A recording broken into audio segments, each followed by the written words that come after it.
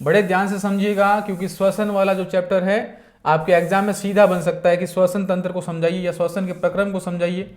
ठीक है, तो देखिए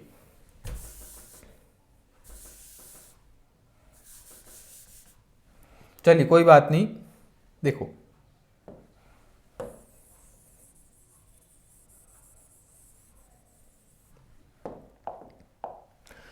श्वसन किसे कहेंगे, जैसे मैंने सांस ली, सांस में कार्बन डाइऑक्साइड को छोड़ी जाती है, ऑक्सीजन गैस ली जाती है, ये तो केवल श्वसन का एक भाग हुआ। अब उस ऑक्सीजन गैस को जैसे ही भोजन में मिलेगी, भोजन में इस ऊर्जा का निर्माण करना क्या कहलाता है, श्वसन कहलाता है। तो गैसों के माध्यम से शरीर में ऊर्जा का निर्माण होना श्वसन कहलाता है। और एक परिभाषा कि भोजन का ऑक्सीजन के माध्यम से ऑक्सीकरण होता है और इसी ऑक्सीकरण से ऊर्जा का निर्माण होता है, क्या कहलाता है, श्वसन।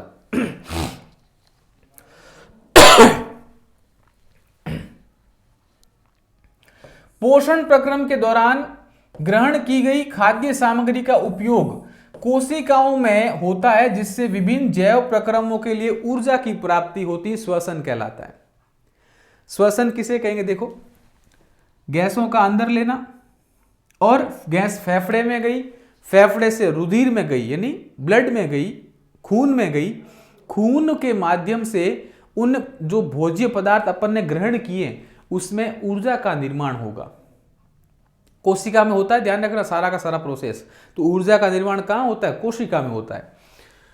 पोषण प्रक्रम के दौरान ग्रहण की गई, अब आप सीधी सी देखो, प्रकाश संश्लेषण से जो ग्लूकोज बना, भोजन के माध्यम से हमारे शरीर में जो ग्लूकोज बना, उस ग्लूकोज में क्या होगा, कोशिका द्रव में, यानी जो कोशिका में जो कोशिका द्रव होता है उसमें क्या होगा, ग्लाइकोलाइसिस की प्रक्रिया होगी।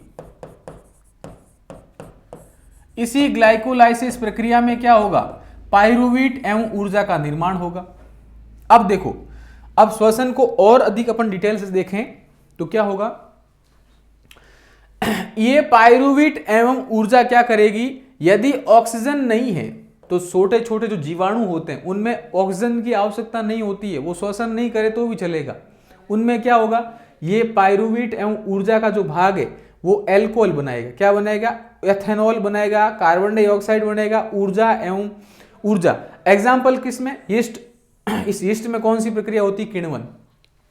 आप एक चीज समझो, श्वसन में अपन पढ़ते हैं ऑक्सीजन गैस लेते हैं, लेकिन कुछ ऐसे जीव होते हैं जो ऑक्सीजन गैस लेते ही नहीं है, फिर भी उनमें श्वसन होता है।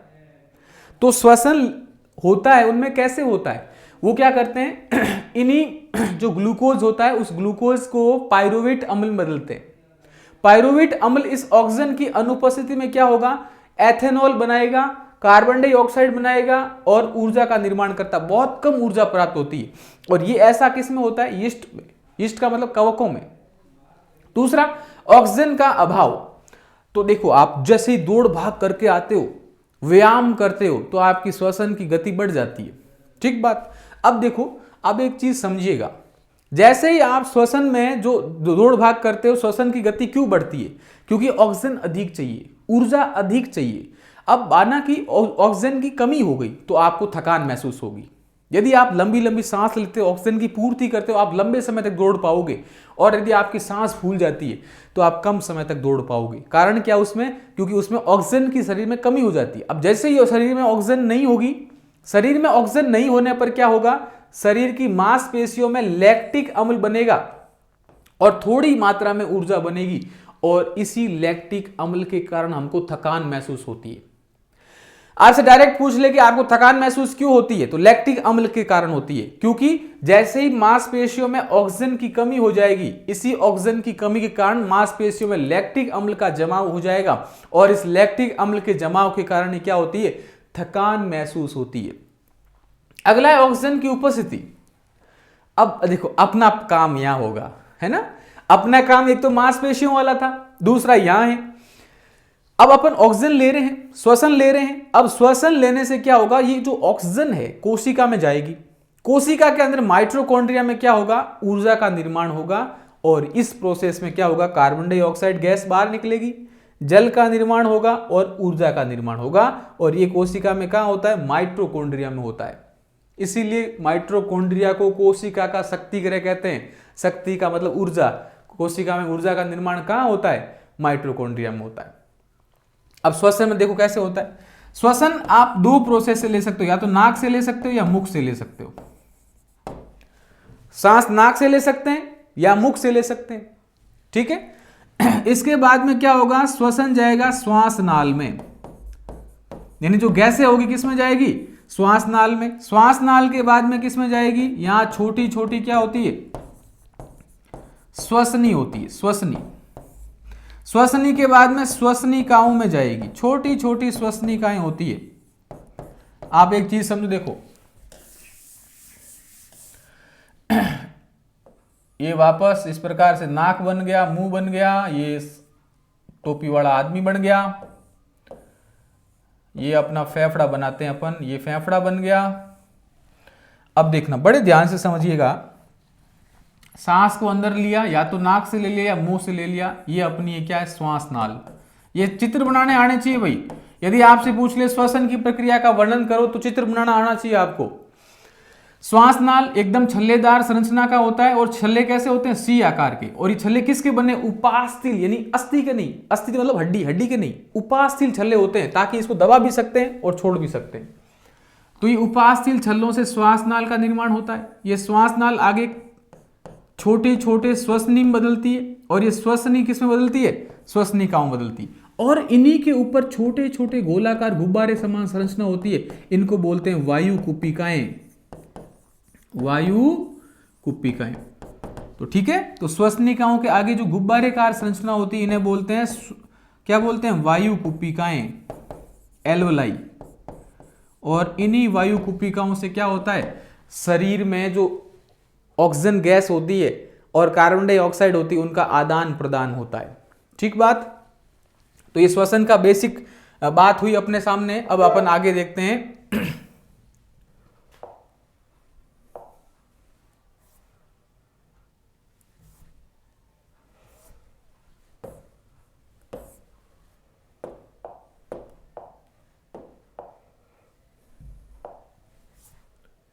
देखिए श्वसन के प्रकार।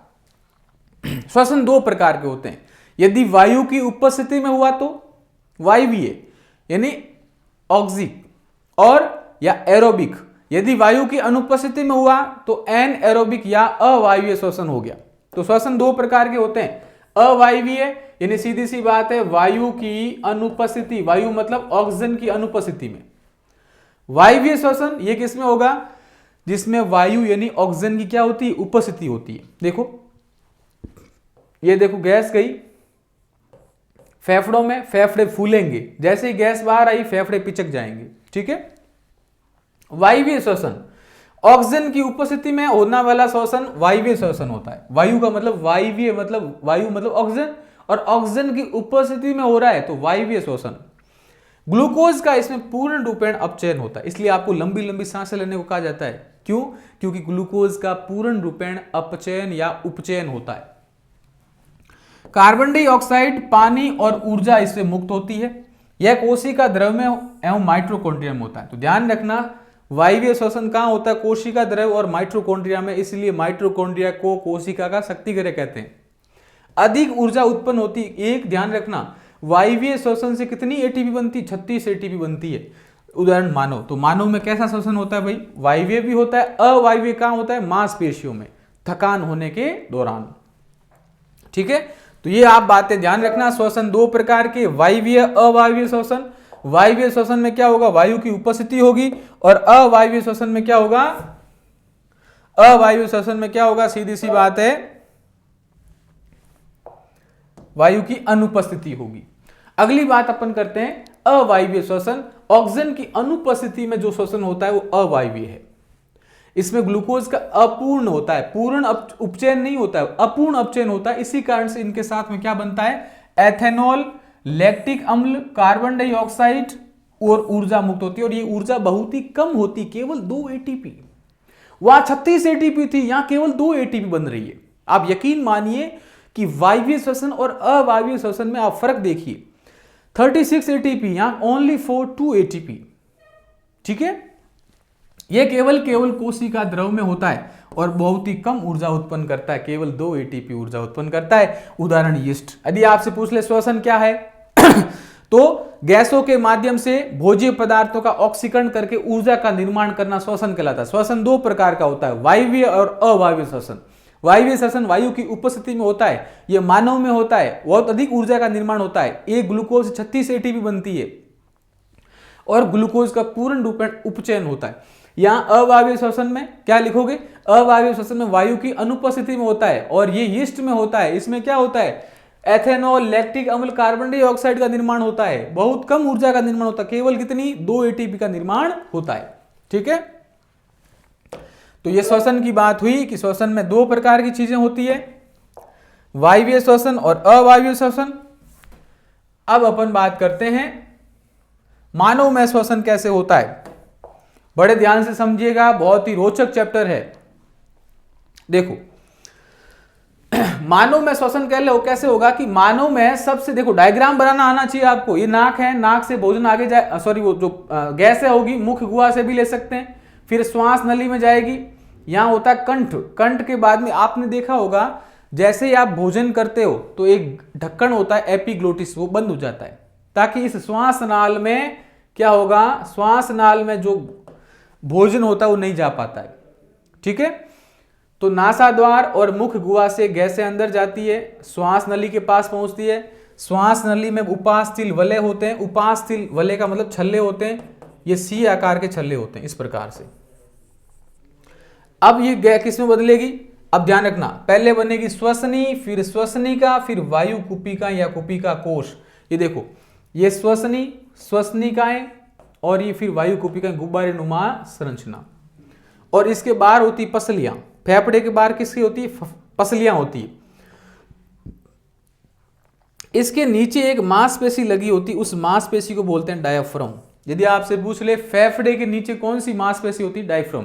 अब आप एक चीज देखो, जैसे ही गैस अंदर आ रही होगी तो क्या होगा, ये डायाफ्राम सीधा हो जाएगा, ऐसे सपाट हो जाएगा, है ना। ये जो मांसपेशी इस प्रकार से है, जैसे ही गैस अंदर आ जाएगी सीधे हो जाएगा, और जैसे ही गैसों को बाहर निकालना है ऐसे हो जाएगा, और गैस फेफड़ा क्या होगा, दबाव लगेगा और गैस बाहर निकल आएगी। सबसे पहले गैस किस में आती है, नासाद्वार में, फिर जाएगी ग्रसनी में। ठीक है, यहां भी देखो, यहां भी देखो, देखो सबसे पहले नासाद्वार या मुख गुहा से गैसें अंदर ली, ग्रसनी में जाएगी, ग्रसनी से कंठ से जाएगी, कंठ से किस में जाएगी, श्वास नली में, श्वास नली से किस में जाएगी, श्वसनी में, श्वसनी से किस में जाएगी, श्वसनिका में, फेफड़े में वायु कुपिका कोश के पास पहुंचेगी, और ये वायु कुपिकाओं से इसके बाहर होती रक्त कणिकाएं या रक्त नलिकाएं, और ये किस में मिल जाएगा, पूरी की पूरी गैसें किस में मिल जाएगी, रक्त में मिल जाती है।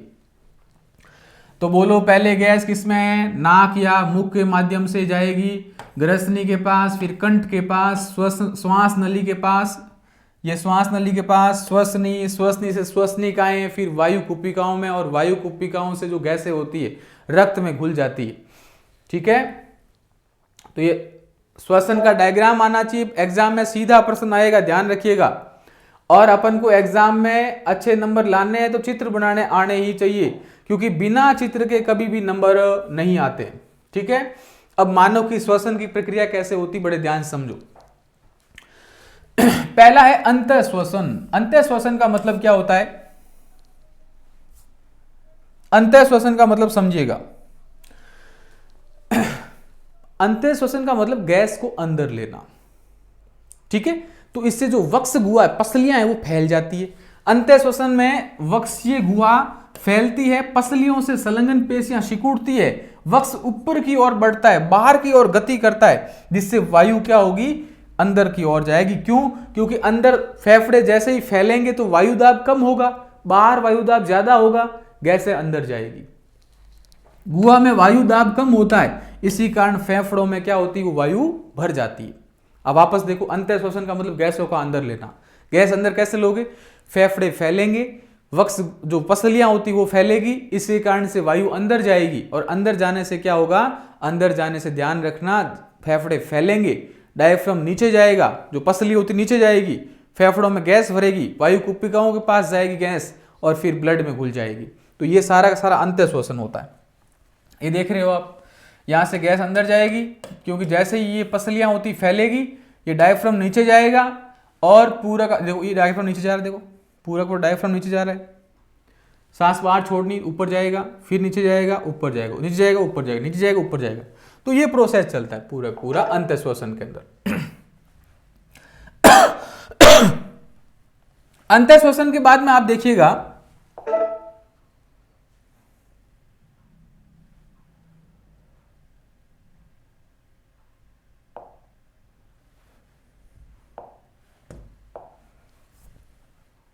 ऊश्वसन। ऊश्वसन का मतलब सीधी सी बात है, आप किसी भी गैस को बाहर निकालना क्या कहलाता है? ऊश्वसन। देखो वक्ष गुहा अपने मूल आकार में वापस आ जाती है, पसलियां पेशियां शिथिल हो जाती है। देखो ये डायफ्राम ऊपर जा रहा है तो गैस बाहर निकल रही है, डायफ्राम नीचे आ रहा है, गैस अंदर। देखो गैस को बाहर निकालना ऊश्वसन, गैस का अंदर आना निश्वसन या अंतःश्वसन। पसलियों की पेशियां शिथिल हो जाती है, वक्ष अपने स्थान पर वापस आ जाता है, वायु दाब बढ़ जाता है, जिससे वायु बाहर निकल आती और फेफड़ा खाली हो जाता है। अंतःश्वसन सांस द्वारा वायुमंडल से गैसों को अंदर लेना, ऊश्वसन फेफड़ों से वायु या गैसों को बाहर निकालना। स्थलीय जीव जो जमीन पर रहते हैं वो फेफड़ों से श्वसन करते हैं। स्थलीय जीव श्वसन के लिए वायुमंडल से ऑक्सीजन का उपयोग लेते हैं, जबकि जो जल में रहने वाले जीव होते हैं उनके लिए ऑक्सीजन कहां से आती है? उनके लिए ऑक्सीजन आती है जल से। तो जैसे मछली वगैरह होती है वो किसका? जल में उपस्थित ऑक्सीजन का उपयोग लेती है। ये बात ध्यान रखना। तो दो चीजें आपकी क्लियर हो गई होगी यहां पर, अंतःश्वसन और ऊश्वसन। अंतःश्वसन का मतलब गैसों का अंदर लेना और ऊश्वसन का मतलब होता है गैसों को बाहर निकालना। अब बड़े ध्यान से समझिएगा। वायु से समृद्ध कुपिका यानी वायु से भरी हुई जो कुपिकाएं होती, आपने गैस अंदर ली श्वास नाल में, श्वास नाल से किस में जाएगी? श्वसनी, फिर श्वसनिकाओं, फिर उसमें जाएगी कुपिकाओं में। अब कुपिकाओं से किस में जाएगी? रक्त वाहिका में जाएगी। रक्त वाहिका से क्या होगी? जो ऑक्सीजन होगी वो आरबीसी में घुलेगी और आरबीसी में क्या होता है? हीमोग्लोबिन। इस हीमोग्लोबिन के साथ जाकर जो ऑक्सीजन होती है वो ऑक्सी हीमोग्लोबिन का निर्माण करेगी। किसका? ऑक्सी हीमोग्लोबिन का निर्माण करती है।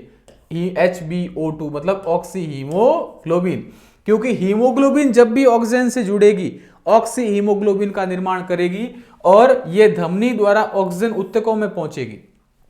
सीधी सी बात है, जैसे ही ब्लड में ऑक्सीजन घुलेगी धमनियां क्या करेगी? कोशिका तक पहुंचाएगी। कोशिका उस ऑक्सीजन को ग्रहण करेगी, ग्लूकोज का ऑक्सीकरण होगा और किसका उत्पादन होगा? CO2 का या ऊर्जा का उत्पादन होगा। वापस देखो, गैस अंदर गई, फेफड़े में वायु कुपिकाओं तक गई, वायु कुपिका से ब्लड में गई यानी रक्त में गई, रक्त कोशिका तक लेके जाएगा उस ऑक्सीजन को कोशिका ग्रहण करेगी। जो ग्लूकोज होगा उस पर ऑक्सीजन अटैक करेगी, अटैक करने पर ग्लूकोज का विघटन होगा, ऊर्जा का निर्माण होगा, कार्बन डाइऑक्साइड गैस निकलेगी। यही कार्बन डाइऑक्साइड वापस सिराओं के माध्यम से फेफड़े में आएगी, फेफड़े से अपन वापस बाहर निकाल देंगे। दूसरा क्या होगा? CO2 जो ऊतकों में निर्माण हुई है यह रक्त वाहिकाओं में जाएगी, रक्त में मिलेगी। रक्त में क्या होगा? रक्त इसे वापस वायु कुपिकाओं में लेके आएगा, वायु कुपिकाओं में विसरण की प्रक्रिया होगी और कार्बन डाइऑक्साइड बाहर निकल आएगी। अब आप एक चीज सोचिए कि वायु कुपिकाओं से रक्त में गैस कैसे जाएगी? विसरण के माध्यम से, डिफ्यूजन के माध्यम से। पूरा प्रोसेस में आपको एक ढंग के डायग्राम में समझाता हूं, चलिए। देखो, आपको यदि पूछे श्वसन क्या है तो कुछ करना ही नहीं है। श्वसन बहुत आसान प्रोसेस है, ठीक है? कैसे वो समझिएगा।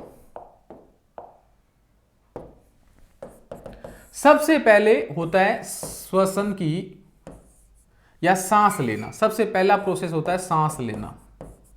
अब आपको गुरुजी सांस लेना कैसे? तो मैंने आपको बताया दो प्रकार से, एक तो सांस को अंदर लेना अंतःश्वसन और सांस को बाहर छोड़ना ऊश्वसन, ठीक है? ये पहला प्रोसेस। दूसरा प्रोसेस होगा सांस को जैसे ही अंदर लोगे तो फिर जो गैसों का क्या होगा? विनिमय।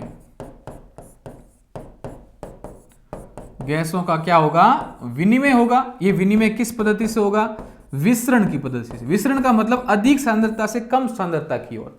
जैसे ही फेफड़े में क्या गई, ऑक्सीजन गई, फेफड़े में ऑक्सीजन ज्यादा होगी तो ज्यादा ऑक्सीजन किस में जाएगी, ब्लड में जाएगी। इस प्रक्रिया को बोलते हैं विसरण।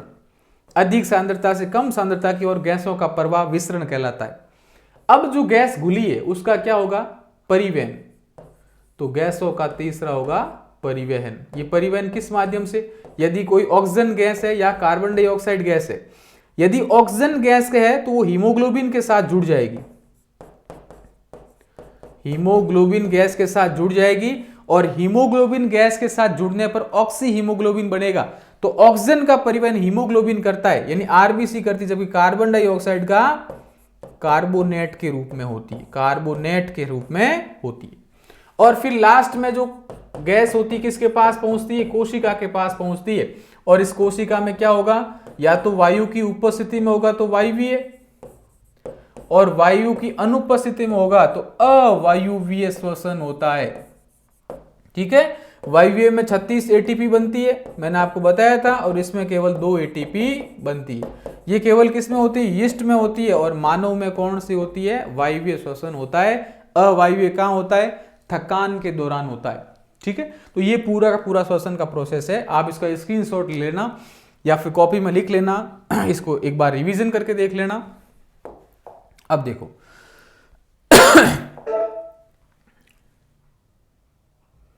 अगला प्रोसेस समझते हैं, संवहन। संवहन का मतलब सीधी सी बात है, गैसें पूरे शरीर में कैसे जाएगी। तो मैंने आपको अभी समझा दिया था कि मनुष्य में भोजन, ऑक्सीकरण, अन्य आवश्यक पदार्थ की निरंतर आपूर्ति करने वाला तंत्र संवहन तंत्र या परिवहन तंत्र कहलाता है। परिवहन या परिसंचरण तंत्र कहलाता है। तो सीधी सी बात है, किसी भी गैस को, भोजन को शरीर के एक भाग से दूसरे भाग तक पहुंचाने का काम संवहन तंत्र या परिवहन या परिसंचरण तंत्र करता है। ठीक है, मानव में संवहन तंत्र के मुख्य कौन कौन से भाग होते हैं। तो सबसे पहले हृदय, हृदय पंप करेगा तभी तो ब्लड बाहर जाएगा, पूरे शरीर में फैलेगा। दूसरा रक्त नलिकाएं, क्योंकि ब्लड किस में चलता है, नलिकाओं में चलता है, उन्हें बोलते हैं रक्त नलिकाएं, 2 प्रकार की, धमनी और शिरा। तीसरा वहन का माध्यम, यानी किसका वाहन होता है, किसका चलन होता है, तो रक्त का होता है और लसिका का होता है।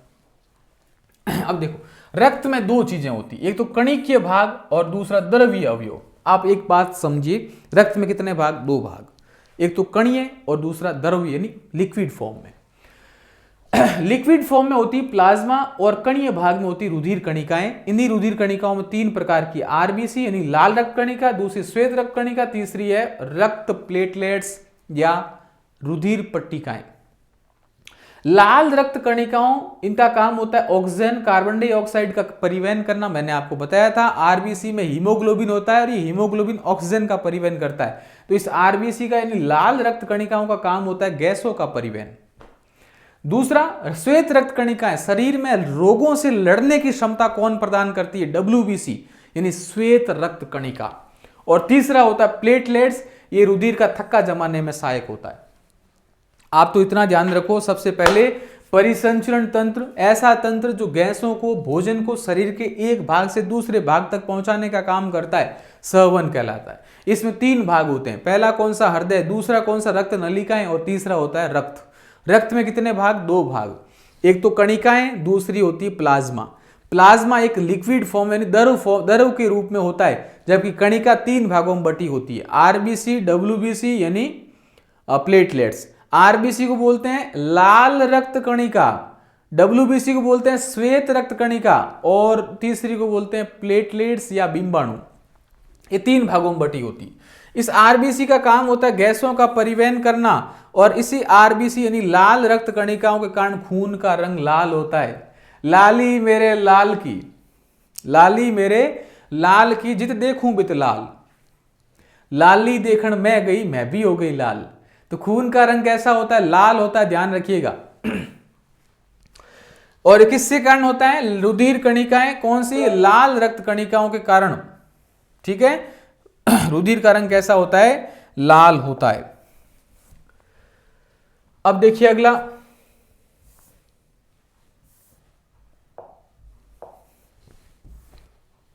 ये देखो हृदय अपना तोड़ के चली गई वो दिल मेरा, ये दिल देखो, लेकिन दिल कभी नहीं टूटता है। यदि दिल टूट जाए तो अपन मर जाएंगे।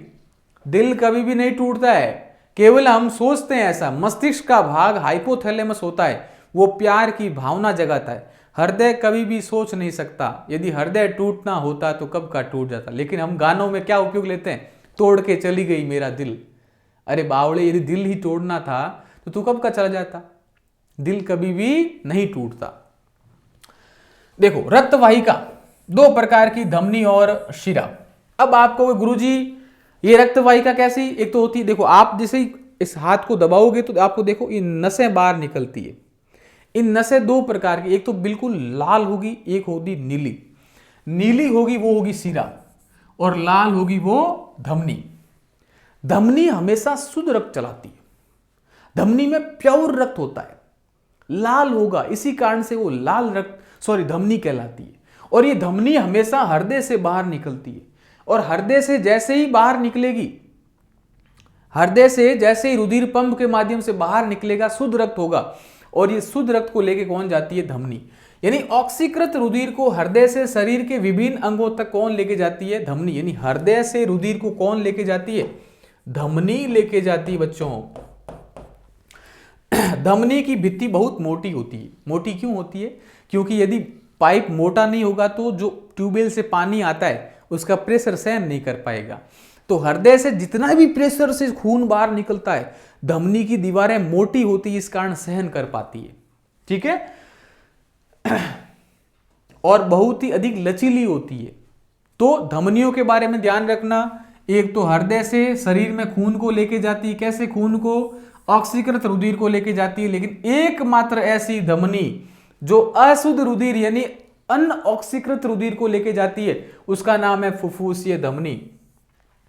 ये फुफ्फुसीय धमनी कैसी होती है, ये ध्यान रखना, हृदय से फेफड़ों तक रुधिर लेके जाती है, और ये फेफड़ों तक रुधिर लेके जाने के कारण इसमें क्या होता है, अशुद्ध रुधिर होता है। तो एकमात्र ऐसी धमनी जो अशुद्ध रुधिर लेके चलती है, फुफ्फुसीय धमनी। तो आप तो इतना ध्यान रखो, रक्त नलिकाएं दो प्रकार की, धमनी और शिरा। धमनी क्या होती है, हृदय से रुधिर को शरीर तक लेके जाती है, इसमें ऑक्सीकृत रुधिर चलता है। लेकिन फुफ्फुसीय धमनी में अनऑक्सीकृत रुधिर चलता है। धमनी की भित्ति मोटी होती है, बहुत अधिक लचीली होती है। आ जाओ, अच्छा इसमें वॉल्व नहीं होते। वॉल्व का मतलब सीधी सी बात है, इसमें कोई भी बीच में रुकावट नहीं होती, सट आगे जाती है। ये सतही नहीं होती, उत्तकों के नीचे पाई जाती है। ध्यान रखना, आपके शरीर के ऊपरी भाग में अब जैसे ही कोई चाकू से कट लग गया तो आप क्या सोचते, शुद्ध रुधिर बाहर निकलता, नहीं, अशुद्ध रुधिर बाहर निकलता है, क्योंकि ये सतह पर नहीं पाई जाती, बिल्कुल अंदर पाई जाती है। ठीक है, हृदय देखो कितना अच्छा लग रहा है, देखो एकदम ये मूवमेंट कर रहा है ऐसे ऐसे, है ना। तो ध्यान रखिएगा, अपना हृदय को संभाल के रखिएगा, क्योंकि यदि हृदय सही काम कर रहा है तो अपना जीवन लंबे समय तक चलेगा, और हृदय गड़बड़ हो गया तो पूरी जिंदगी गड़बड़ हो जाएगी। अब देखो पूरा प्रोसेस, बड़े ध्यान से समझिएगा इस पूरे प्रोसेस को, क्योंकि इसी प्रोसेस को समझ लिया तो पूरा का पूरा आप हृदय समझ लोगे। देखो शिरा कैसी होती, विभिन्न अंगों से अनऑक्सीकृत रुधिर को एकत्रित करते हृदय तक पहुंचाएगी। धमनी हृदय से लेकर आ रही थी, शिराएं शरीर से लेकर आ रही है। इसका अपवाद होती फुफ्फुसीय शिरा, एकमात्र ऐसी शिरा जो शुद्ध रुधिर चलाती है, फुफ्फुसीय शिरा। और एकमात्र ऐसी धमनी जो अशुद्ध रुधिर को चलाती है, वो कौन सी, फुफ्फुसीय धमनी। इसकी भित्ति बहुत ही मोटी होती, बहुत ही कम मोटी होती है, और कम लचीली होती, वॉल्व होते हैं, सतही होती है। ये जो बाहर जो होती है नीली ये शिराएं होती है। मानव हृदय एक पंप की तरह काम करता है, जो सारे शरीर में रुधिर का परिसंचरण करवाता है। इस पंप का काम होता है, जैसे ही खून आएगा इसका काम होता है पंप करना। अब हृदय को समझिएगा, देखो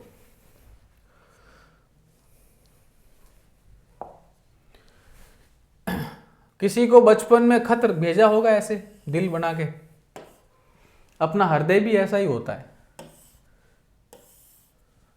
यहां पर होते हैं वाल्व, आप इसको बोलते हैं, ऊपर वाले जो हृदय के भाग होते हैं इनको बोलते हैं आलिंद। क्या बोलते हैं? आलिंद बोलते हैं। इन नीचे वाले दोनों भाग को बोलते हैं क्या? निलय। तो ऊपर वाले आलिंद और नीचे वालों को निलय बोलते हैं। तो हृदय में कितने भाग? 4 भाग, 2 तो आलिंद, 2 निलय। ऊपर आलिंद, नीचे निलय। अब आप एक चीज सोचो कि ये जो भाग है ये कैसा भाग है? दायां भाग। क्योंकि मैं ऐसे खड़ा हूं तो मेरा हृदय ये दायां भाग, ये बायां भाग, तो ये भाग दायां, ये भाग बायां। ठीक है। खून आएगा शरीर से हृदय के अंदर, ये कौन से भाग में आएगा? दाएं आलिंद में आएगा, क्योंकि दोनों आलिंद है। तो सबसे पहले जो अशुद्ध रुधिर है, पूरे शरीर का खून है, किस में आएगा? इस दाएं आलिंद में आएगा। दायां आलिंद जैसे ही भरेगा तो यहां पर होता है ट्राइकस्पिड या त्रिवलन कपाट, हिंदी में बोलते हैं त्रिवलन कपाट। क्या बोलते हैं? त्रिवलन। क्यों? क्योंकि इसमें 3 क्या होते हैं? वलन होते हैं। त्रिवलन कपाट में जैसे ही खून आएगा, ये ऊपर से भरने के बाद खुलेगा, खुलने के बाद किस में आएगा? खून दाएं निलय में आएगा। दाएं निलय जैसे ही भर जाएगा तो यहां पर एक नलिका होती है, मैंने आपको कही थी कि एकमात्र ऐसी धमनी जो अशुद्ध रुधिर को चलाती है, फुफ्फुसीय धमनी। बोलो रे बच्चों, फुफ्फुसीय धमनी। इस धमनी में रुधिर आएगा और ये रुधिर कैसा होता है? अनऑक्सीकृत रुधिर होता है। इसलिए एकमात्र ऐसी धमनी जो अनऑक्सीकृत, जिसमें ऑक्सीजन की कमी होती है, वो फुफ्फुसीय धमनी। ये फेफड़ों तक लेके जाएगी धमनी, और फेफड़ों में ऑक्सीजन घुलेगी खून में, और फिर ये फेफड़ों से खून किस में आएगा? बाएं आलिंद में। तो शुद्ध रुधिर किस में आएगा? यानी ऑक्सीजन वाला रुधिर सबसे पहले किस में आता है? बाएं आलिंद में। बायां आलिंद जैसे ही भरेगा तो यहां होता है द्विवलन कपाट, किसमें केवल 2 वलन ही होते हैं। द्विवलन कपाट या मिंट्रल कपाट बोलते हैं इसको, मिंट्रल कपाट। ये मिंट्रल कपाट जैसे ही खुलेगा किस में आएगा? रुधिर बाएं निलय में आएगा। बाएं निलय से रुधिर किस में जाएगा? फुफ्फुसीय शिरा में जाएगा। और एकमात्र ऐसी शिरा जो ऑक्सीकृत रुधिर को चलाती, फुफ्फुसीय शिरा, और यहां से पूरे के पूरे शरीर में चला जाएगा। सॉरी, ये होती फुफ्फुसीय शिरा। ये फुफ्फुसीय शिरा फेफड़े से रुधिर को किस में डालती? हृदय में डालती। अब जैसे ही यहां पर जाएगा तो यहां पर क्या होगा? इस बाएं निलय के अंदर जैसे ही ब्लड भर जाएगा तो ये महाधमनी में जाएगा, और महाधमनी से पूरे के पूरे शरीर में सप्लाई किया जाएगा। तो शरीर में धमनियां हृदय से रुधिर को लेके जाती है, और हृदय में रुधिर कौन लेके आती? महाशिरा। ये महाशिरा पूरे के पूरे शरीर से जो अशुद्ध रुधिर है, ऑक्सीजन की कमी वाला रुधिर है, उसको हृदय में डालेगी, और हृदय से धमनी क्या करेगी? पूरे शरीर में रुधिर को लेके जाएगी। ठीक है, वापस देखो, हृदय में कितने भाग? 4 भाग। 4 में 2 दाएं, 2 बाएं के। सबसे पहले रुधिर दाएं भाग में आएगा, दाएं आलिंद में। दाएं आलिंद में महाशिरा अशुद्ध रुधिर को लेके आएगी। अशुद्ध रुधिर जैसे ही इसमें बाएं आलिंद में, दाएं आलिंद में भरेगा, दाएं आलिंद भरने पर त्रिवलन कपाट खुलेगा, और दाएं निलय में, दायां निलय से क्या होगी? फुफ्फुसीय धमनी से इस ऑक्सीजन की कमी वाले खून को फेफड़ों तक भेजा जाएगा। फेफड़ों से ऑक्सीजन घुलेगी खून में, और ये जो फुफ्फुसीय शिरा होती है, इस ऑक्सीजन वाले खून को बाएं आलिंद में डालेगी। बाएं आलिंद से द्विवलन कपाट खुलेगा, और द्विवलन कपाट से बाएं निलय में जाएगी। बाएं निलय से महाधमनी जुड़ी होती है, जो पूरे शरीर के अंदर खून की सप्लाई कर देगी। अब अपन किताब की ओर पहुंचते हैं कि हमारी किताब क्या कहती है। आलिंद की अपेक्षा निलय की पेशियां भित्ति मोटी होती है, यानी जो हृदय का ऊपर वाला भाग है उसकी तुलना में निलय की जो पेशियां होती है वो मोटी होती है। पूरे शरीर में अधिक ब्लड प्रेशर से रुधिर भेजना होता है, क्योंकि पूरा पंप करेगा हृदय, तभी तो ब्लड प्रेशर बढ़ेगा, पूरे शरीर में जाएगा खून। अब देखो, ये दायां भाग हृदय का, ये बायां भाग, ऊपर होता है आलिंद, नीचे होता है निलय। सबसे पहले शरीर से जो अशुद्ध रुधिर है किस में आएगा? दाएं आलिंद में आएगा, फिर दाएं निलय में जाएगा। दाएं निलय से, यहां पर समझना, दाएं निलय से ये रुधिर फुफ्फुसीय धमनी के माध्यम से फेफड़ों तक पहुंचेगा, फेफड़ों से वापस आएगा किसमें? हृदय में। किसके माध्यम से? फुफ्फुसीय शिरा के माध्यम से। और फुफ्फुसीय शिरा से बाएं आलिंद में आएगा, बाएं आलिंद से बाएं निलय में जाएगा, बाएं निलय से महाधमनी के माध्यम से शरीर में चला जाएगा। तो आप एक चीज समझना, फेफड़े में एक बार रुधिर आया फिर चला गया। लेकिन हृदय में क्या होगा, एक बार रुधिर आया, फेफड़े तक भेजा, वापस हृदय में जाएगा, फिर शरीर में जाएगा, यानी 2 बार हृदय में रुधिर गया। इसलिए मानव का जो परिसंचरण तंत्र होता है दोहरा परिसंचरण तंत्र होता है, यानी हृदय में 2 बार खून जाता है, इसलिए दोहरा परिसंचरण तंत्र कहलाता है। क्यों? क्योंकि एक बार तो खून निकला, दूसरी बार भी वापस किस में आ रहा है, हृदय में आ रहा है। तो एक बार निकलेगा वापस हृदय में आएगा, निकलेगा वापस हृदय में आएगा, तो मानव में दोहरा परिसंचरण तंत्र पाया जाता है। ठीक है, तो ये कुछ मुख्य मुख्य बातें थी हृदय के बारे में, आपको समझने लायक बातें थी। ठीक है, अब आगे देखो आप, ये हृदय का डायग्राम है, इसको बनाना है। देखो सबसे पहले शरीर में देखो ये नीला है, इसका मतलब कैसा रुधिर है, अशुद्ध है। अशुद्ध रुधिर है तो कौन लेके आएगा, महाशिरा लेके आएगी, हृदय में डालेगी, हृदय से किस में चला जाएगा, ये देखो यहां से जा रहा है किसमें, फुफ्फुस के लिए यानी फेफड़ों के लिए जाएगी, फेफड़ों में रुधिर शुद्ध होगा, रुधिर शुद्ध होने के बाद वापस हृदय में आएगा, हृदय से किस में जाएगी, महाधमनी, और महाधमनी किस में चली जाएगी, शरीर तक, वापस ऐसे ऐसे प्रोसेस चलता ही रहता है। ठीक है, आगे देखो आप, अब देखो बीपी कैसे मापते हैं, रक्तदाब या रक्तचाप कैसे मापते हैं, बड़े ध्यान से समझिएगा। आपने देखा होगा कि डॉक्टर के पास जाते हैं कि साहब मेरी बीपी चेक करो, तो डॉक्टर यहां पर हाथ लगाता है और चेक करता, हाँ भाई बीपी सही है। यानी सीधी सी बात है, हृदय कितने प्रेशर से खून को आपकी नलिकाओं में प्रवाह कर रहा है, वो क्या है। जैसे आपने देखा होगा एक पाइप चल रहा है, उस पाइप में पानी चल रहा है, आपने उसके ऊपर हाथ दे दिया तो पानी बहुत तेज गति से आगे बढ़ता है, वो क्या है, दाब है। तो खून अपनी रक्त नलिकाओं पर कितना दाब डालता है, ये क्या कहलाता है, रक्तदाब कहलाता है, ध्यान रखिएगा।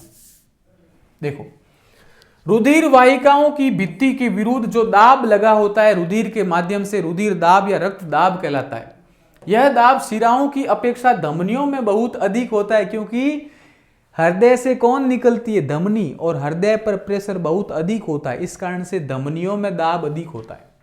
धमनी के अंदर रुधिर का दाब निलय प्रकुंचन या संकुचन के दौरान प्रकुंचन दाब या निलय अनुशीतलन के दौरान धमनी के अंदर का दाब अनुशीतलन दाब। अब आप एक चीज समझो, आपको समझ में नहीं आएगा। देखो जैसे ही हृदय ने पंप किया तो क्या होगा, संकुचन, यानी बहुत अधिक प्रेशर के अंदर क्या होगा, खून बाहर निकलेगा, और जैसे ही हृदय ढीला पड़ा वापस, उसे बोलते हैं अनुशीतलन, शिथिलन अनुशीतलन। वापस देखो,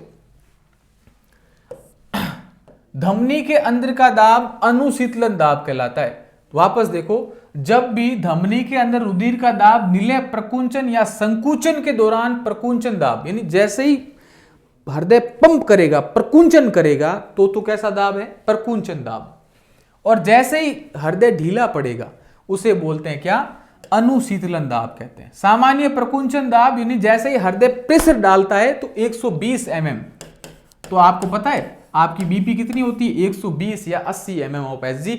जैसे ही रुधिर पर ब्लड पर प्रेशर डालेगा हृदय 120 mm ऑफ Hg, और हृदय जब ढीला पड़ता है तो 80 mm ऑफ Hg। अब आप एक चीज देखो, डॉक्टर के पास जाते हैं, साहब मेरी बीपी मापो, डॉक्टर एक बेल्ट बांधता है, यहाँ पे गुब्बारा होता है, दबाता है, उसमें जो थर्मामीटर में पारा होता है ऊपर चढ़ता है, उसका कितना प्रेशर ऊपर चढ़ता है वो देखता है, हाँ साहब बीपी बहुत ज़्यादा है। अब आप एक चीज़ सोचो कि वो बीपी कैसे मापता होगा। तो बीपी मापता है कि जब हृदय जैसे ही खून को दबाव डालता है, रुधिर को दबाव डालता है, तो शरीर में जाता है। शरीर में जाने पर आपने देखा होगा कि जैसे ही शरीर की नलिकाओं पर कितना दाब डालता है, वो रक्त दाब है। तो अधिकतम कितना डालना चाहिए, 120, और सबसे कम कितना डालना चाहिए, 80 mm ऑफ Hg से कम प्रेशर नहीं होना चाहिए। अब यदि इस 120 से ज्यादा प्रेशर है तो कहते हैं बीपी हाई हो गई भाई, हाई बीपी।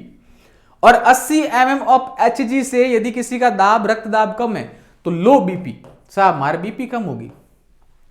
ठीक है, तो ये सिस्टम है। देखो ये खून चल रहा है 120 और 80 mm ऑफ Hg, इस प्रकार का क्या होता है, रक्त दाब मापी।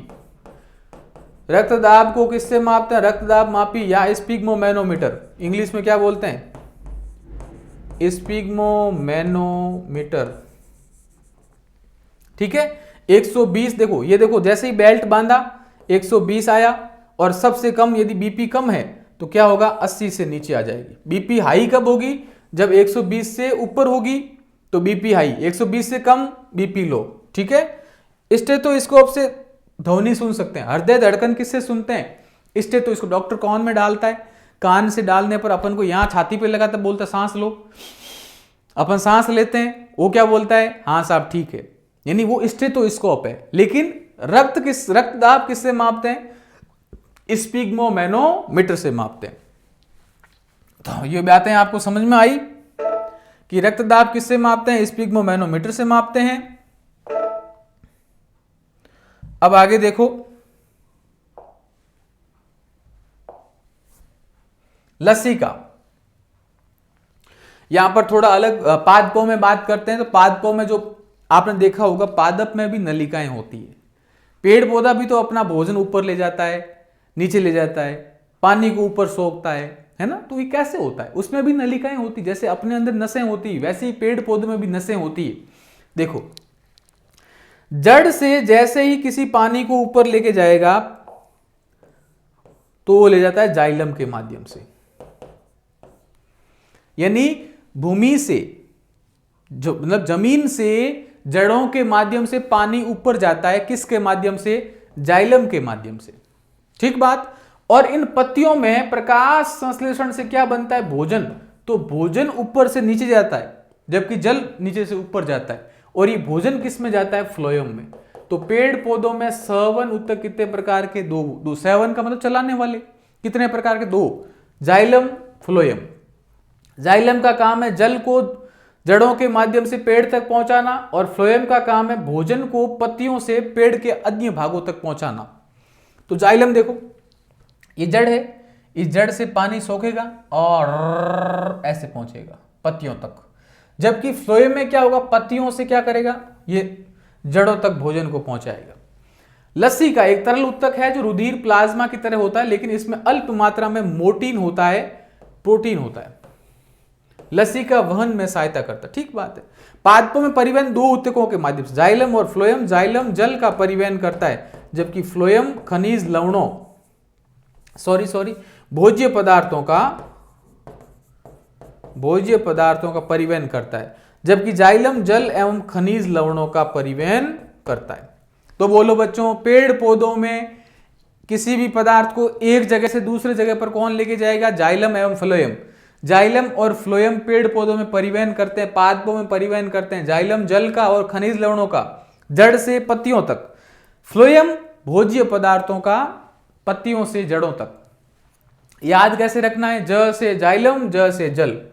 फ्लोएम का मतलब फ्लोएम, और फ फॉर फूड, फूड का मतलब भोजन। तो भोजन को कौन लेके जाता है, फ्लोएम। तो ये दोनों बातें आप ध्यान रखिएगा। ठीक है, आगे देखते हैं। हमारा जो चैप्टर है बहुत लंबा होता जा रहा है, पर है ही इतना लंबा ये चैप्टर। अब जाइलम फ्लोएम की अलग से बात कीजिए अपन ने, तो देखो, पादप तंत्र का एक अवयव है जो मृदा से प्राप्त जल, यानी भूमि से जो जल प्राप्त होता है उसको जाइलम क्या करता है, पेड़ की पत्तियों तक लेके जाता है। जबकि दूसरा जड़ व मृदा के मध्य आयन सांद्रण में अंतर के चलते जल मृदा से जड़ों, देखो यहां यदि जल कम होगा तो जड़ से जल खींचा जाएगा, ठीक है। और देखो यहां प्रेशर कम, जल का दाब कम, तो जल क्या करेगा, इस जमीन से ऊपर जाएगा और जाइलम के माध्यम से जाएगा। तो क्या होगा, पादप तंत्र का एक अवयव है जो मृदा से प्राप्त जल और खनिज लवणों को वहन करता है, कौन, जाइलम। जबकि फ्लोएम पत्तियों द्वारा प्रकाश संश्लेषित उत्पादों को अन्य भागों तक। तो फ्लोएम तो फूड को, यानी खनिज जो भोजन होगा उसको पौधे के अन्य भागों तक, जबकि जाइलम जल को क्या करेगा, पौधे के अन्य भागों तक। जड़ व मृदा के मध्य आयन सांद्रण में अंतर के कारण जल मृदा से जड़ों में प्रवेश करता है। अब देखो, ये पानी था मिट्टी में, इस जड़ों में कैसे आएगा, आयन सांद्रण के अंतर के कारण। जड़ खींचेगी पानी को, खींचकर पेड़ में ले जाएगी। जल को लगातार ऊपर की ओर धकेलता है। यही दाब जल को ऊंचे वृक्ष के विभिन्न भागों तक, कभी तक देखे होगा कई 150 मीटर 150-300 मीटर तक पेड़ ऊपर ऊपर ऊंचे ऊंचे होते हैं, वहां पर पानी कैसे पहुंचता है? तो जड़ में जितना आयन सांद्रण का अंतर होगा, जड़ पानी को जोरदार तरीके से खींचेगी, पानी ऊपर तक जाएगा। ठीक है, तो ये आपको प्रोसेस समझ में आया होगा कि जड़ किस प्रकार से पानी को ऊपर लेके जाती है। अब आपने देखा होगा वाष्पोत्सर्जन क्या होता है। वाष्पोत्सर्जन, वाष्पोत्सर्जन का मतलब होता है, आपने देखा होगा गर्मियों के दौरान पेड़ भी अपने में से पानी की हानि करता है, उसको बोलते हैं वाष्पोत्सर्जन। यही जल पादप के वायवीय भागों द्वारा वाष्प के रूप में वातावरण में चला जाता है। जैसे ही जल खींचा जड़ ने, पेड़ के भागों में पहुंचेगा और कुछ जो भाग है पानी का वो वायुमंडल में चला जाएगा, उसके बोलते हैं वाष्पोत्सर्जन। इस प्रक्रम द्वारा पौधे के निम्न रूप से सहायता मिलती। अब इससे क्या होता है, क्योंकि जैसे ही पानी ऊपर उड़ेगा तो नीचे वाला पानी ऊपर आएगा, उड़ेगा नीचे वाला ऊपर जाएगा, उड़ेगा पानी नीचे वाला ऊपर जाएगा। इस प्रकार से जड़ों से पानी खींचने में वाष्पोत्सर्जन सहायक होता है, क्योंकि पेड़ से पानी उड़ेगा तो नीचे वाले पानी को खींचेगा। तो वाष्पोत्सर्जन का काम आता है जल के अवशोषण में। जड़ से पत्तियों तक जल तथा खनिज लवणों को ऊपर मुखी गति के लिए, क्योंकि वाष्पोत्सर्जन पत्तियां आदि करती है, तो पेड़ का भाग है माना कि ये, अब यहां से पानी बाहर निकल रहा है पत्तियों से, तो जड़ से पानी खींचेगा ऊपर और पत्तियों से बाहर निकलता है। इस प्रक्रिया को बोलते हैं वाष्पोत्सर्जन। और वाष्पोत्सर्जन से फायदा क्या, कि जितना पानी बाहर निकलेगा जड़ों से खनिज लवण ऊपर खींचे जाएंगे। तो जल के अवशोषण के लिए जड़ों से पत्तियों तक जल और खनिज लवणों के ऊपर मुखी गति में सहायक होता है। पौधों में ताप का विनिमय करता है। आपने देखा होगा जैसे ही गर्मी पड़ती है अपने अंदर तो पसीना आता है, तो पेड़ पौधों का भी पसीना आता है, उसे बोलते हैं वाष्पोत्सर्जन। ठीक है, ये ताप का नियमन करता है, क्योंकि जैसे ही पेड़ पौधे पर हवा लगेगी तो ठंडक प्रदान करती है। अपना पसीना जैसे ही बाहर निकला हवा लगेगी ठंडक प्रदान करेगा। तो उसी प्रकार वाष्पोत्सर्जन भी पेड़ पौधों में ताप का क्या करता है, नियमन करता है। ये बात समझ में आई। अगला देखो,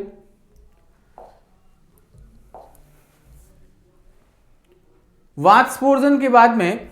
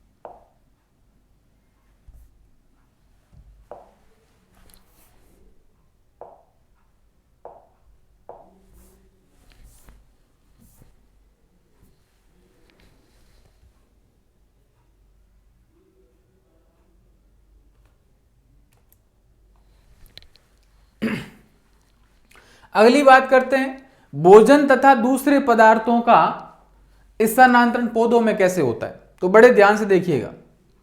प्रकाश संश्लेषण के विलेय उत्पादों का वहन स्थानांतरण कहलाता है, जो कि फ्लोएम ऊतकों के माध्यम से होता है। जैसे ही प्रकाश संश्लेषण हुआ, पत्तियों में भोजन बना और पौधों के अन्य भागों तक पहुंचाएगा, किसके माध्यम से, फ्लोएम के माध्यम से। स्थानांतरण पत्तियों से पौधे के शेष अन्य भागों से होता है, और ये ऊपरी मुखी भी हो सकता है, अधोमुखी, दोनों दिशाओं में हो सकता है। फ्लोएम द्वारा स्थानांतरण ऊर्जा के प्रयोग से पूरा होता है। जैसे ही ऊर्जा ज्यादा होगी, भोजन का एक स्थान से दूसरे स्थान पर स्थानांतरण होगा। अतः सुक्रोज फ्लोएम ऊतक में एटीपी ऊर्जा से परासरण बल के माध्यम से स्थानांतरण होता है। ध्यान रखना, भोजन जो भी पौधे के अन्य भागों में पहुंचेगा वो किसके माध्यम से पहुंचेगा? परासरण दाब के माध्यम से पहुंचेगा, ऑस्मेटिक प्रेशर के माध्यम से पहुंचेगा। अगली बात यदि अपन देखें, मानव में उत्सर्जन तंत्र कैसे होता है, उत्सर्जन कैसे होता है, तो देखो बड़ा आसान सा चैप्टर है, कुछ करना ही नहीं है इसमें। तो मानव में उत्सर्जन,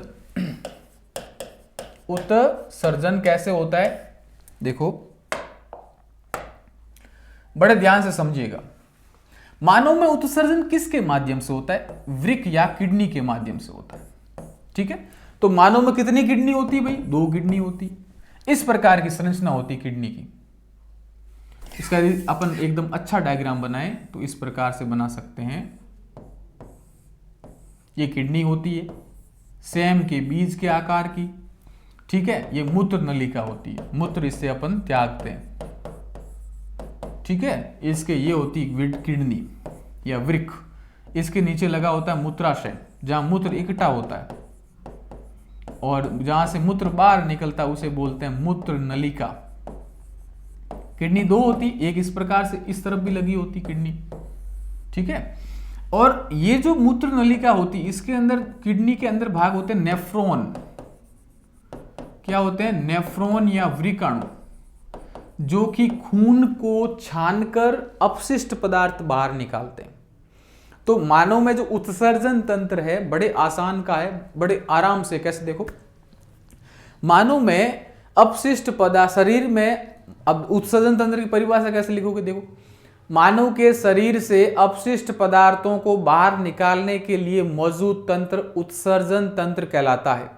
मानव में उत्सर्जन हेतु फेफड़े गैसों को बाहर निकालते हैं, त्वचा पसीने को बाहर निकालती है, फेफड़े, त्वचा, यकृत यूरिया को बाहर निकालता है, एवं किडनी यानी वृक्क पाया जाता है। तो 4 कौन से? त्वचा, फेफड़े, यकृत और चौथा कौन सा हो गया? किडनी या वृक्क। वृक्क मुख्य उत्सर्जन तंत्र होता है। मानव में 2 वृक्क या किडनी पाई जाती है। 2 वृक्क जो मूत्र नलिका से जुड़ती है, मूत्राशय में खुलती है और मूत्राशय से मूत्र का त्याग मूत्र नलिका के माध्यम से किया जाता है। ठीक है, अब इसमें कैसे क्या क्या प्रोसेस होता है? देखो, ये किडनी बनाई मैंने, ये पिरामिड है किडनी के। इस पिरामिड में नेफ्रॉन या वृकाणु पाए जाते हैं। अब वृकाणु यानी नेफ्रॉन की संरचना का एग्जाम में आ जाए ना, इस प्रकार से बनाना है। इस नेफ्रॉन के ऊपर क्या होती है? रक्त नलिकाएं होती है। रक्त नलिकाओं में गुच्छा होता है, यहां पर ब्लड आएगा, यहां पर छनेगा खून और ऊपर चला जाएगा। इनको बोलते हैं रक्त नलिकाएं। और रक्त नलिकाओं के गुच्छे को बोलते हैं ग्लोमेरुलस। ग्लोमेरुलस। और जिस कप शेप में, यानी जो ऐसे जो इसको होल्डिंग करता है, इसको बोलते हैं बोमन संपुट। बोलो रे, बोमन कैप्सूल या बोमन संपुट। बोमन संपुट के नीचे वाली भाग को बोलते हैं समीपस्थ कुंडलित नलिका। समीपस्थ कुंडलित नलिका। और ये होता है हेनले का लूप। ये वी आकार की आकृति हेनले का लूप। ये होती है दूरस्थ कुंडलित नलिका। डायग्राम साथ साथ में बनाते रहना। ये होती संग्राहक नलिका।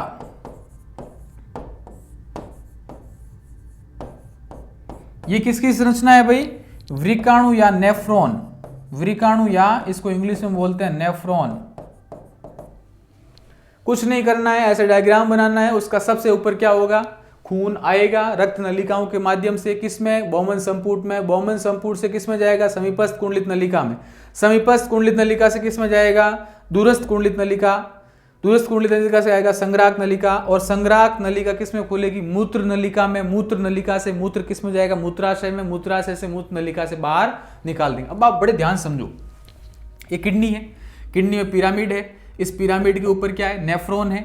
इस नेफ्रॉन से जो ब्लड छनेगा, छन कर किस में आएगा, सीधा या मूत्र नलिका में आएगा। मूत्र नलिका किस में खुलती है, मूत्राशय में। मूत्राशय से मूत्र नलिका से अपन मूत्र को बाहर निकाल देंगे। तो ये होता है क्या, मानव का उत्सर्जन तंत्र। अब देखो इसको बड़े ध्यान से समझिएगा।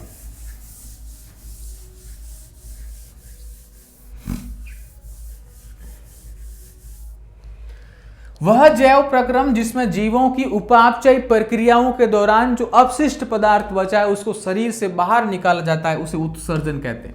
वह प्रक्रम जिसमें उपापचय क्रियाओं में हानिकारक नाइट्रोजन युक्त पदार्थों को निष्कासित या बाहर निकाला जाता है, उत्सर्जन कहते हैं। यह एक कोशिकीय जीव से लगाकर बहुत बड़े जीव तक में प्रक्रिया पाई जाती है। एक कोशिकीय जीव इन अपशिष्ट पदार्थों को शरीर की सतह से बाहर निकालते हैं।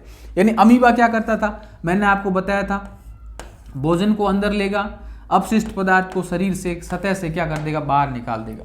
लेकिन अपन तो बात करते हैं मानव की, और आपने देखा होगा मानव को मैंने आपको पूरा डायग्रामेटिक समझा दिया कि किडनी होती है 2। इन किडनियों से क्या होगा, वेस्ट मटेरियल यानी जो मूत्र होगा, मूत्र नलिका यानी लेफ्ट यूरेटर में जाएगा, और फिर मूत्राशय में यानी यूरिनरी ब्लैडर में जाएगा, और फिर मूत्र नलिका से बाहर निकाल दिया जाएगा। अगली बात अपन करते हैं, अगली बात को अपन ध्यान से देखना। मानव उत्सर्जन में कौन कौन से अंग होते हैं? तो सबसे पहला कौन सा अंग होता है भाई, देखो वृक्क होता है। वृक्क का मतलब किडनी होती है, ठीक है।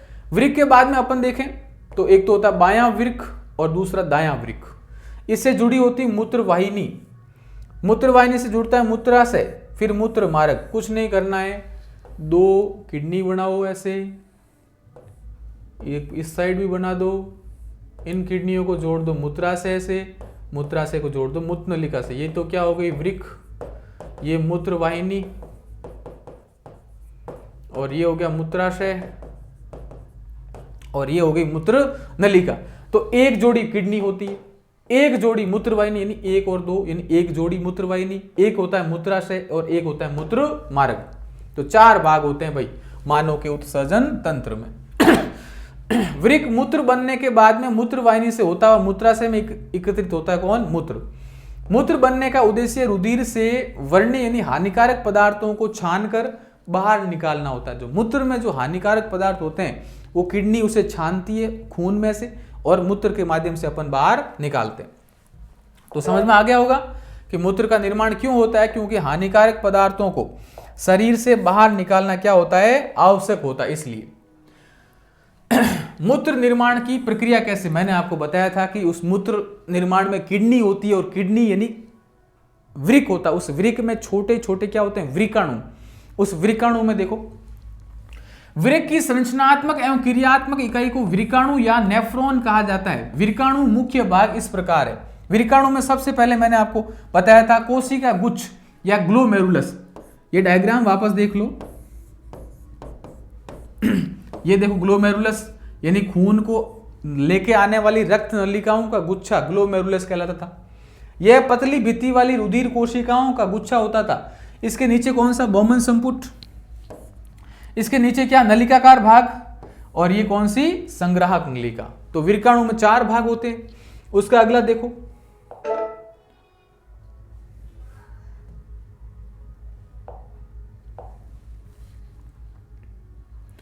ठीक है, ये तो हुई वृकाणु की बात। अब वृक्क में उत्सर्जन की क्रियाविधि कैसे होती, बड़े ध्यान से समझिएगा, बहुत महत्वपूर्ण बात है। देखो ये नेफ्रॉन होता है, इस नेफ्रॉन में खून आता है, और ये वाला भाग ग्लोमेरुलस कहलाता है। खून छना और वापस चला गया। अब ये बोमन संपुट का भाग, यहां से खून छना, इस खून के छनने को प्रक्रिया को बोलते हैं परानिस्यंदन। यदि आपसे कोई पूछ ले खून को छनने की प्रक्रिया को क्या बोलते हैं, परानिस्यंदन, तो सबसे पहला खून छनेगा, उस प्रक्रिया को बोलते हैं परानिस्यंदन। अब जैसे ही छना, यदि कुछ आवश्यक पदार्थ बच गया है तो इस समीपस्थ कुंडलित नलिका यानी पीसीटी यानी प्रोक्सिमल कॉन्वेल्टेड ट्यूब के अंदर क्या होगा, वापस अवशोषण होगा। यानी उस प्रक्रिया को बोलते हैं पुनर्अवशोषण, रीएब्जॉर्वेशन। तो आप यदि आपसे पूछे मूत्र निर्माण की प्रक्रिया को समझाओ तो पहला क्या लिखोगे, परानिस्यंदन, दूसरा लिखोगे पुनरावशोषण, और तीसरा क्या लिखोगे, उत्सर्जन। और उत्सर्जन किसके माध्यम से होगा, संग्राहक नलिका से। कोशिका का अब देखो कैसे बनेगा मूत्र कैसे बनता, देखो कोशिका गुच्छ निस्यंदन, जब किडनी धमनी की शाखा वृकाणु में प्रवेश करती है, धमनी की शाखा वृकाणु में प्रवेश करती है, तब जल, लवण एवं ग्लूकोज, अमीनो अम्ल तथा अन्य नाइट्रोजनी अपशिष्ट पदार्थ कोशिका गुच्छ में से छनकर बहुमन संपुट में आ जाते हैं। यहां से छनेगा और बहुमन संपुट में आ जाते हैं। अब पुनः अवशोषण, दूसरी प्रोसेस क्या होता है, पुनः अवशोषण। यदि वृकाणु की नलिकाकार भाग में शरीर के लिए उपयोगी पदार्थ जैसे ग्लूकोज आ गया हो, अमीनो अम्ल आ गया हो, लवण आ गए हो, उनका क्या होगा, वापस अवशोषण कर लिया जाएगा। अगला प्रोसेस देखो, अगला प्रोसेस जो भी वेस्ट मटेरियल होगा उसको संग्राहक नलिका में भेजा जाएगा और संग्राहक नलिका उसके पूरे के पूरे जो अपशिष्ट पदार्थ होंगे उसका नलिका स्रवण कर दिया जाएगा। तीसरा प्रोसेस नलिका स्रावण, यूरिया, अतिरिक्त जल एवं लवण को उत्सर्जी पदार्थ वृकाणु के नलिकाकार भाग से, इस नलिकाकार भाग से संग्राहक नलिका में भेजकर ये मूत्र वाहिका में छोड़ा जाएगा और मूत्र नलिका से ये जो मूत्र है मूत्राशय में आएगा और मूत्राशय से मूत्र नलिका के माध्यम से मूत्र को बाहर निकाल दिया जाएगा। नलिकाकार भाग के अंतिम सिरे में रह जाते हैं और वह मूत्र निर्माण करते हैं। वहां से मूत्र संग्राहक वाहिका एवं मूत्र वाहिनी से होता हुआ मूत्राशय में आता है और मूत्राशय में कुछ देर तक यानी कुछ समय तक सुरक्षित रहता है और फिर मूत्राशय के दाब के द्वारा मूत्र मार्ग से अपन बाहर निकाल दिया जाता है। ठीक है, तो ये आपको प्रोसेस समझ में आ गया मूत्र का निर्माण। अब देखो कई बार किडनी खराब हो जाती है तो क्या करते हैं, किडनी के सही करने की प्रक्रिया को बोलते हैं आर्टिफिशियली किडनी, यानी एक कृत्रिम किडनी लगाते हैं, इसे बोलते हैं अपोहन। यदि आपसे पूछे यदि किसी की किडनी खराब हो जाते हैं तो उसका जगह आप क्या उपयोग लोगे, तो अपोहन का उपयोग लिया जाता है। ठीक है, देखो कृत्रिम वृक्क या अपोहन यह एक ऐसी युक्ति होती है जिसके माध्यम से रोगियों का जो खून होता है उसको छाना जाता है और खून को शुद्ध किया जाता है। कृत्रिम वृक्क की मदद के माध्यम से नाइट्रोजन युक्त अपशिष्ट पदार्थों को निष्कासन किया जाता है। प्राय एक स्वस्थ वयस्क में प्रतिदिन 180 लीटर छन्ने की प्रक्रिया होती है। जो अपना खून होता है 180 लीटर तक डेली किडनी छानती है और 1.5 लीटर तक मूत्र बनता है। लगभग डेली अपन कितना मूत्र त्याग करते हैं, 1.5 लीटर के आसपास। शेष निषेधन के माध्यम से पुनः अवशोषित हो जाता है, क्योंकि छानता है, छानने पर जो अपशिष्ट पदार्थ बनता है 1.5 लीटर के पास, उनके अतिरिक्त जो क्षमता है वापस सोख लिया जाता है, उसे बोलते हैं पुनर्अवशोषण। तो ये देखो इस प्रकार का प्रोसेस होता है। ये जो कृत्रिम जो किडनी होती है इस प्रकार से बनाई जाती है, उसको बोलते हैं अपोहन या डायलाइसिस। डायलाइसिस की प्रक्रिया या अपोहन की प्रक्रिया होती है जिसमें जो कृत्रिम रूप से किडनी को लगाते हैं और खून का शुद्धिकरण किया जाता है। अगला प्रोसेस देखो आप,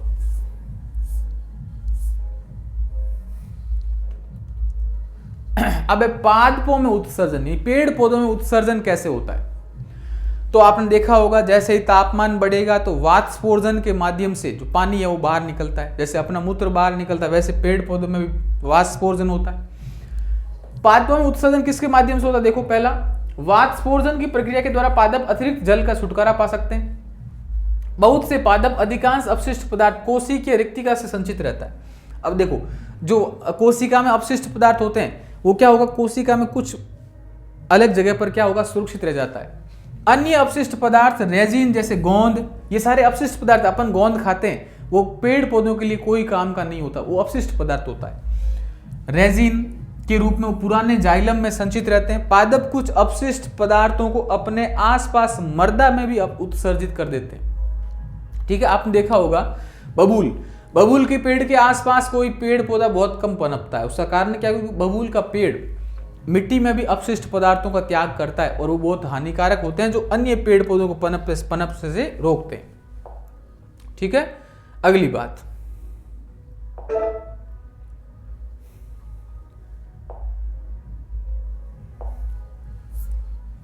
पादपों में उत्सर्जन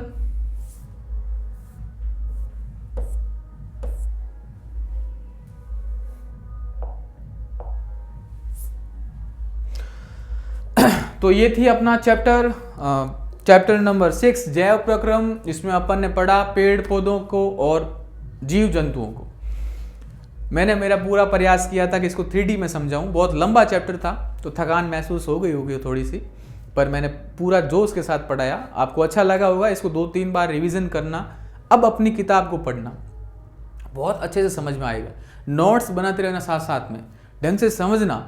नहीं समझ में आए तो कमेंट्स में ज़रूर करना कि सर ये वाला टॉपिक वापस करो। मैं बहुत अच्छे से लाइव आपको करवाऊंगा ताकि आपके प्रश्न को भी शामिल किया जाएगा। बोर्ड एग्जाम से पहले मैं आपके 2-3 बार टेस्ट सीरीज लूँगा, जिससे आपके सारे के सारे डाउट्स क्लियर हो जाएंगे कि ऐसे प्रश्न पत्र आएगा, इसमें अपन को ऐसा लिखना है, कैसे नंबर आते हैं, डायग्राम कैसे बनाना है, डायग्राम को नामांकित करना है या नहीं करना, ये सारा का सारा समझ में आ जाएगा। इसको ध्यान से देखिएगा, 2-3 बार देखिएगा, मज़ा आएगा। ढंग से पढ़िएगा, अपना ख्याल रखिएगा। Thank you very much. मिलते हैं अगले वीडियो में।